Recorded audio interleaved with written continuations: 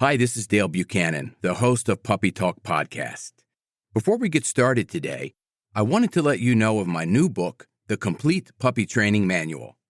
It's available on Amazon in 4 formats: Kindle ebook, paperback, hardcover, and audiobook. You can find it on Amazon right now. It's called The Complete Puppy Training Manual, and I will put a link in the show notes of this episode. I'm Dale Buchanan, and this is Puppy Talk, the podcast that offers free advice and tips for raising a happy, healthy, and obedient puppy. For more information on this podcast, visit us online at puppytalkpodcast.com. Essential equipment for new puppies. The first thing that I recommend is a bed for your puppy. Dixie has several beds throughout the house. They are her place to sleep, relax, and get out of my way. When I have someone over and don't want Dixie jumping on them, I have her go to her bed, lay down, and stay. I suggest purchasing a bed that is high quality and comfortable. If your puppy is a chewer, you can get an indestructible bed. Also, find a bed that's easy to clean because unless your puppy is potty trained, they will likely end up peeing on the bed occasionally.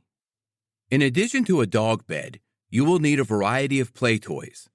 I suggest that you purchase play toys that are very high quality. You don't want to get cheap play toys because they will fall apart and your puppy will chew and ingest the material. The play toys that I highly recommend are from Kong. They have a large variety of play toys that your puppy will love. Not only that, the quality is excellent and virtually indestructible, so there's very little chance that your puppy will chew them up and swallow the pieces. I highly recommend mental stimulation toys. You cannot do without these because your puppy has to be mentally stimulated from the very first day you get them, or behavior problems could quickly develop. To start, get a toy you can fill with food. There's a variety of them out there. However, I want you to look at the one shaped like a cone by Kong. Fill it up with some puppy food, a little bit of peanut butter or cream cheese, and set it in the freezer for an hour. Remove it from the freezer, lay it down in their crate, and let them go at it. They're going to be mentally stimulated for a long time. This works their brain and eliminates some anxiety and stress in the puppy. Another great mental stimulation toy is a LickiMat. These are incredible stress reliever tools for puppies and adult dogs. You get peanut butter, cream cheese, or baby food, spread it on there thick, and sprinkle it with dog treats. Set the LickiMat on the ground or in the crate, and that puppy will stay mentally stimulated and occupied for a long time. The LickiMat Classic Buddy helps calm and soothe your pet as they enjoy their favorite treat by helping release endorphins through the promotion of licking. Dog puzzles are also great fun for puppies. I would get 3 or 4 because your puppy will figure out the puzzle quickly. Also, with puzzles, the puppy has to be supervised because many of them have pieces that can come off, and they could easily chew them up and swallow them, and you don't want that to happen. Next on the list are items for your puppy to chew on other than your shoes, furniture, and baseboards. The first one that I recommend is bully sticks. These are made of beef pizzle, and they are very high-quality chews for your puppy. And remember, bully sticks are food. If you're giving them a bully stick every day, you probably want to monitor their food intake. I also recommend deer antlers. Dogs that are aggressive chewers need things that are hard, like deer antlers to chew on. My puppy would not survive without deer antlers. She loves chewing and would chew my whole house up if I weren't watching her. So I give her deer antlers all the time. She has 3 or 4 different sizes around the house right now. She can quickly get them and chew on them anytime she wants. I suggest a puppy chew called the Nylabone Puppy Starter Kit. There are 3 bones, one for each phase of their puppyhood. Your puppy can easily chew through some, while others are harder and require stronger teeth and jaws. You will need a variety of leashes. You will want a 6-foot snap leash, a flat collar, a front clip harness, a rear clip harness, and a long line, a 15 or 30-foot leash. Do not get a retractable leash. They cause problems I will address in the chapter on leash training. One dog harness I highly recommend is the Easy Walk harness by PetSafe. This harness has a clip on the front with a patented martingale loop that prevents the puppy from pulling. It's easy to get on and off the puppy and built to last. I do not recommend a rear clip harness for leash training because they teach your puppy to pull. The rear clip harness is going to be used for enrichment walks, which we will discuss more in the leash training chapter. Another dog harness I recommend is the Freedom No Pull harness by Two Hounds Design. This harness has a front and back clip. The back clip can be used for enrichment walks.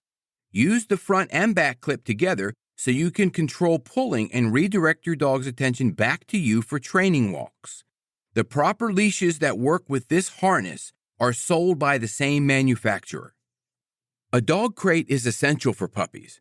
I know this is controversial, and many people don't want to crate train their puppies because they think it's punishment. Punishing a puppy does not mean putting them in a crate. A crate is a safe place for them to go. It's a safe place for them to get out of the way and chill out, so they don't make bad decisions and get themselves into trouble. You might also want to get a playpen. While your puppy does not require a big area to roam around and have potty accidents, playpens give puppies some needed freedom. Be careful that you don't give too much freedom too soon. This is why they may not be a great idea. Most puppies will bark, try to get out of the playpen, and learn unwanted jumping behaviors. I've never used a playpen with any of my puppies. I think it's much better to keep your puppy on a leash or in a crate until they are 100% potty trained and have learned proper house manners. My puppy Dixie is 2 years old, and when I'm not home or can't keep my eyes on her, she's in the crate because she chews things in my house. She's already chewed my computer power cables twice, and I don't want that to happen anymore. By having her go in her crate, which she gladly does on her own, I am preventing her from even thinking about chewing things in the house other than her deer antlers. There are other good management skills, which I will discuss in the chapters on crate training and setting rules and boundaries. A dog clicker is also a great tool to help your puppy learn novel commands and reinforce behaviors. The clicker is a marker, not a toy to get your dog's attention. I will discuss using a clicker more in the chapter on basic obedience commands. I always use a clicker to teach a puppy its name along with other obedience commands such as sit, down, and stay. List of essential equipment for new puppy owners. Dog bed for relaxation and teaching place. Play toys for enrichment. Kong mental stimulation toys. LickiMat mental stimulation feeders. Dog puzzles for mental stimulation. Bully sticks for heavy chewers. Deer antler for aggressive chewers. Nylabone Puppy Starter Kit for moderate chewers. 6-foot snap leash for leash training and walking. Collar for use with snap leash. Long line for enrichment and teaching recall. Front clip harness for training walks. Rear clip harness for enrichment walks. Crate for safe place confinement. Playpen to give your puppy a place to play. Baby gates to help establish boundaries. Training treats for reward-based training. And a dog clicker for a marker during training. Contrary to what advice you get from the pet store or your vet, there are a few pieces of equipment you may want to avoid. This guidance is based on my professional experience doing thousands of in-home puppy training sessions. The first item you may want to avoid is pee pads, unless you like your home smelling like urine and feces. Plus, pee pads teach your puppy to go potty inside the house, which can greatly affect your outdoor potty training efforts. I explain this in more detail in the chapter on potty training. The only alternative to pee pads I have found that I do recommend is a real grass patch called Fresh Patch. I also advise that if you use this product, you place the grass patches on the front or back porch to train your puppy to go outside, not in the house. The second item you want to avoid is cheap toys your puppy will chew up, tear apart, and swallow. As I mentioned, The Kong pet toys are great and almost indestructible. The third item you want to refrain from getting is a retractable leash. I can't tell you how many problems dog owners have with retractable leashes. They are dangerous and teach your puppy to pull on the leash by giving them too much freedom during a training walk or a potty break. You can learn more about this in the chapter on leash training. Disclaimer: none of the equipment I recommend here results from any type of endorsement. I am not being paid to have these brands in my book. I mention them here because they are some of the best dog training equipment I have found, and I continue to recommend them to my clients. This is Dale Buchanan, host of Puppy Talk Podcast. I have an announcement of a new book that I just published called Potty Training Your Puppy. It's available on Amazon in Kindle and paperback, soon to be available on audiobook. You can find out all the details of this book using the link in the show notes. It's called Potty Training Your Puppy. It's a comprehensive book with a simple and effective way to help potty train your puppy, and it really works. Check out the link in the show notes.